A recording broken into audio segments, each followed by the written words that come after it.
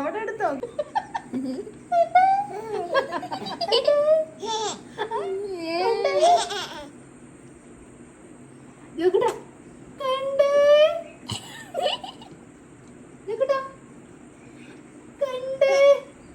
എങ്ങനെ കഴിക്കും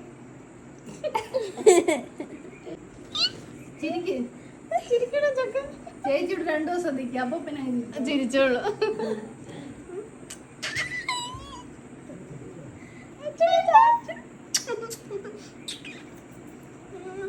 ഉമ്മ അമ്മയെ കാണിക്കണം. വേണ്ട.